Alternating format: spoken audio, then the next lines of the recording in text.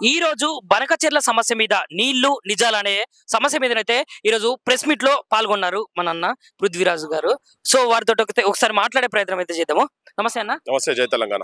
జై తెలంగాణ అన్న. మరి ఏంటి నీళ్ళు ఏంటి నిజాలేంటి అసలు బనకచెర్ల ముచ్చట? బనకచెర్ల అది నీళ్ళ దోపిడీ చేసేటువంటి ప్రాజెక్టు.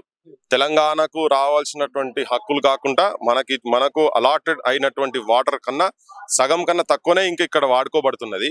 వాళ్ళు ఎక్కువ నీళ్లు వాడుకొని ఇప్పుడు కొత్తగా తెలంగాణ ఫామ్ అయిన తర్వాత ఇదో కొత్త దుకాణం పెట్టి వీళ్ళు ఇక్కడ నుంచి నీళ్లు పోలవరం ద్వారా తీసుకొని కిందాక తీసుకుపోవాలని ప్రయత్నం చేస్తున్నారు. ఇప్పుడు తెలంగాణ ప్రాజెక్టులు తెలంగాణలో ఆల్రెడీ ఉన్న వాటికేమో అడాంగులేస్తున్నారు, ఆడపోయి అంటే కారెడం వేస్తున్నారు.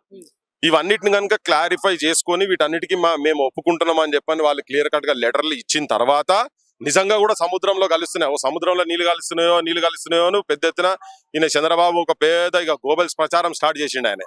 సో అది ఎంతవరకు వాస్తవాలు ఏమున్నాయనేది ఆయన ఎక్స్పర్ట్ కాదు కదా, ఆయన ఇంజనీర్ కాదు, ఇంజనీరింగ్ చీఫ్ కాదు, నీళ్ళ నిపుణుడు కాదు. ఆయన రాజకీయ నాయకుడు, ఫక్త్ రాజకీయ నాయకుడు, అది కూడా దొంగ లంగ రాజకీయ నాయకుడు చంద్రబాబు. ఓకే, సో ఆయన ఇలా నిజంగానే అలా పడుతున్నాయి అనుకో, ఎంత పడుతుంది? పడితే మాకు కూడా వాటా కావాలి కదా. తెలంగాణ ప్రజలు కూడా ఇక్కడ కడుపు నిండి ఏం లేదు కదా, డొక్కలేండే ఉన్నారు. ఇక్కడ వాళ్ళు కూడా డొక్కలేండే ఉన్నారు.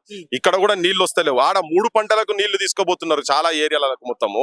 ఇప్పుడు మన దగ్గర తెలంగాణ కాడికి వచ్చే వరకు మాత్రం ఎండబెడుతున్నారు. ఇక్కడ రెండు పంటలకే చక్కగా లేదు ఇక్కడ. ఇక్కడ ఉన్నటువంటి రాష్ట్ర ప్రభుత్వం గానీ సీఎం రేవంత్ రెడ్డి గారు గానీ అదే కదా. ఇప్పుడు వీళ్ళు కూడా ఏంటంటే ఆయన చెప్తున్నాడు, ముఖ్యమంత్రి అంతా మా వాళ్ళే కదా, నా శీచరికంలో పెరిగిన వాళ్ళే కదా, ఆపేది ఏం పెద్ద ఉండదు అని. అందుకే ఇప్పుడు ఇక్కడ ఉన్న ముఖ్యమంత్రుల మీద ప్రజలు ఒత్తిడి చేయాల్సిందే. ఇప్పుడు గతంలో ఆంధ్ర పాలకులు ఉన్నప్పుడు కూడా అదే ఇంతకుముందే నాగార్జున సాగర్ అంశం చెప్పిన కదా, ఆ నాగార్జున సాగర్ కట్టినప్పుడు ఎట్లయితే దుర్మార్గము మోసం చేసిండ్రో ఆంధ్రలో, ఇక్కడ నుంచి నీళ్లు ఎత్తుకపోయినరో అట్లా అప్పుడు తెలంగాణ రాజకీయ నాయకులు ఉండే, ప్రశ్నించలే. కానీ ప్రజలకు అంత తెలియదు. ఇవాళ సోషల్ మీడియా వచ్చింది, ఇదంతా వచ్చింది కాబట్టి జనాలకు ఇంకింత ఇన్ఫర్మేషన్ పోవాల్సిన అవసరం ఉన్నది, తీసుకుపోతాం. ఈ రాజకీయ నాయకులను ఒత్తిడి చేసి ప్రెజర్ చేసి వాళ్ళను ప్రశ్నించి సక్కదారిలో పెట్టాల్సిన అవసరం ఉన్నది. సో ఈ రోజు తెలంగాణలో ఉన్నటువంటి రైతుల సమస్యలను మరి ఈ కాంగ్రెస్ ప్రభుత్వం పట్టించుకుంటుందా లేదా? ఎందుకంటే యూరియా గురించి చూసుకుంటే పడిగాపులు కాస్తున్నారంట జనాలు. అంటే ఈ వర్షాకాలంలో కూడా ఇంత వర్షాలు కొడుతున్నప్పటికీ రైతులు వాళ్ళు గోనె సంచులు నెత్తి మీద వేసుకొని గంటలుగా మనము వర్షంలోనే పడిగాపులు కాస్తున్నారని రైతులు అయితే అంటున్నారు. మరి దాని గురించి ఈ రైతుల మీద ప్రేమ ఎందుకో ఈ పాలకులకు వస్తలేదబ్బా. పోయిన ప్రభుత్వంలో కూడా అట్లనే ఉండే, ఇప్పుడు ఈ ప్రభుత్వంలో ఇంకా దారుణంగా. వీళ్ళు ఎంతసేపు పొద్దుగా లేస్తే ఎక్కడ ప్లాట్లు ఉన్నాయి, ఎక్కడ జాగాలు ఉన్నాయి, ఎక్కడ ఎంత పర్సంటేజ్లు వస్తాయి, దేంట్లో ఎన్ని పైసలు వస్తాయి, ఏ ప్రాజెక్టులల్లో ఎన్ని ప్లాట్లు కొట్టాలి, ఇగో వీటిలోనే పడి వీళ్ళు మునుగుతున్నారు తప్ప ఈ రైతులకు సంబంధించినటువంటి అంశం నిజంగా కూడా ఏంటంటే కన్నీటి కాదాలి. మొన్నటిదాకా కనీసం వాళ్ళకు స్టోర్ చేసేందుకు కూడా జాగలేక మనం కూడా చూసినాం.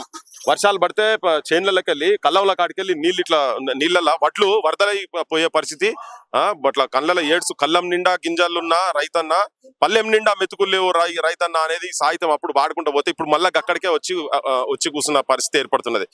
రైతుల మీద నిజమైన ప్రేమ ఉండేది ఉంటే వీళ్ళు మొదలే ఇవన్నీ ప్లాన్స్ చేసుకొని ఏ టైం వరకు ఏవి అందియాలి, ఏంది వాళ్ళని ఇబ్బంది పెట్టకుండా ఎట్లా చేయాలనేది ఆలోచన చేస్తారు. అటువంటిది ఏం పెద్దగా వీళ్ళ దాంట్లో పెద్దగా కనబడతలేదు. అంటే ఇప్పుడు సీఎం రేవంత్ రెడ్డి గారు ఏమంటున్నారంటే రైతులు సుభిక్షంగా ఉంటున్నారు, రైతులకు కావాల్సినటువంటి ఎరువులు అయితే ప్రతి గ్రామాల్లో ప్రతి సెంటర్ దగ్గర మేము డిస్ప్లేలు వేసి మరీ పెడుతున్నాము. కలెక్టర్లు కూడా అక్కడికి పోయి మొత్తం పరిశీలించి ఏదైతే సమస్య ఉన్నదో సమస్యలను కూడా పరిష్కరించే విధంగా మేమైతే చేస్తున్నామని నేరుగా సీఎం రేవంత్ రెడ్డి గారే మొన్న ప్రెస్ మీట్ లో మాట్లాడడం జరిగింది. దాని మీద మీ అభిప్రాయం ఏంటి? అదే సీఎం అట్లే మాట్లాడతారు. వాళ్ళ అబద్ధాల పునాదుల మీద అధికారంలోకి వచ్చారు కాబట్టి గదే మాట మాట్లాడతారు. ఇప్పుడు బయట విజువల్స్ కనబడతలేవా? మరి నిజంగా లైన్లు మనం గుడ్డులా వాళ్ళు గుడ్డులా? ప్రభుత్వం గుడ్డిదా? జనం పనికిరాక పోయి కూర్చుంటురా? నువ్వు అన్నది ఇంకెక్కడో ఒక దగ్గర జరుగుతుండొచ్చు, నీకేమన్నా రాంగ్ ఇన్ఫర్మేషన్ మాకు ఎరగలే గానీ మొత్తం తెలంగాణలో ఆ పరిస్థితి ఏం లేదు కదా. ఎక్కడనైతే లేదో గవే చూసి జనం కూడా మాట్లాడతారు కదా. నువ్వు 100% ఓకే, 90% అని ఉండాలి కదా. 90% ఇటు పెట్టుకొని 10% నువ్వు చూపించుకొని దాంతో నువ్వు పొంగనాల మాటలు మాట్లాడితే అన్ని మంచిగా జరుగుతున్నాయి అంటే ఎట్లకెళ్ళి నమ్ముతారు? జనం కదా తెలుసు కదా కింద క్షేత్రస్థాయిలో దొరుకుతున్నాయా లేదా అనేది. మరి క్షేత్ర స్థాయిలో ఉన్నటువంటి జనాలకు నిజానికి యూరియా కొరత ఉందంటారా? ఉండే కదా. రోడ్ల మీద ఏం నిలబడరు. మరి నువ్వు అడిగిన ప్రశ్నలే దాంట్లో జవాబు ఉన్నది కదా. నువ్వు అడిగిన రోడ్ల మీదనే ఉన్నారు కదా అని చెప్పని అవి లేకుండా నువ్వెందుకు అబద్ధాలు మాట్లాడుతున్నారు? అందుకే చెప్పిన కదా, అబద్ధాల పునాదుల మీద అధికారంలోకి వచ్చిండ్రు వాళ్ళు. వాళ్ళంతా సవ్యంగా నడుస్తున్నది, మా రాజ్యంలో అంతా మంచిగా ఉన్నది చెప్పుకునే ప్రయత్నం వాళ్ళు చేస్తా ఉన్నారు అంతే తప్ప వాస్తవాలు జనానికి అయితే అర్థమవుతున్నాయి కదా. ఇవాళ ఏంది ఇది ఒక్కటే కాదు, అసలు కౌలు రైతులకు నువ్వు ఇస్తా అన్న పైసలు ఇయ్యకపోతేవి, భరోసా పైసలు ఇస్తా అంటే ఇయ్యకపోతేవి, రైతు కూలీలకు ఇస్తా అని చెప్పిన నువ్వు అవి ఇయ్యకపోతేవి, కొంతమందికి భూమి ఉన్నటువంటి వాళ్ళు పట్టేదారులకు మాత్రం ఇచ్చినావు కానీ నువ్వు ఎన్నికలకు ఎన్నికల ముందు నువ్వు ప్రజలకు చేసినటువంటి వాగ్దానం ఏంటిది? నువ్వు రైతు కూలీలకు ఇస్తా, వాళ్ళకి ఇస్తాము, కౌలుదారులకు కూడా ఇస్తాం, వాళ్ళే ఎక్కువ మంది ఉన్నారు, వాళ్ళే ఎక్కువ మంది ఆత్మహత్యలు చేసుకుంటున్నారు, పట్టేదారులకు కూడా ఇస్తా అని చెప్పినావు. కానీ అది కూడా వాళ్ళకు ఒక్కసారి వేసిండు మొన్న. అదేంది, మొన్న పంచాయతీ ఎలక్షన్స్ ఉన్నాయి, ఇక రానున్నాయి పంచాయతీ ఎలక్షన్స్ కాబట్టి దాంట్లో ఓట్లు పడితే మా పాపాలు మర్చిపోతారని చెప్పని వాళ్ళు ఆశపడుతున్నారు. పాపం ఆశపడి ఇవి వేసిరు, కానీ మరి వాళ్ళకి ఇస్తానే మాత్రం ఇంక ఇయ్యలే కదా.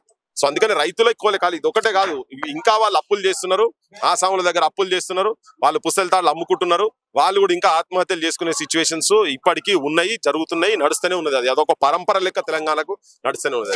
లైక్ చేయండి, షేర్ చేయండి, సబ్స్క్రైబ్ చేయండి.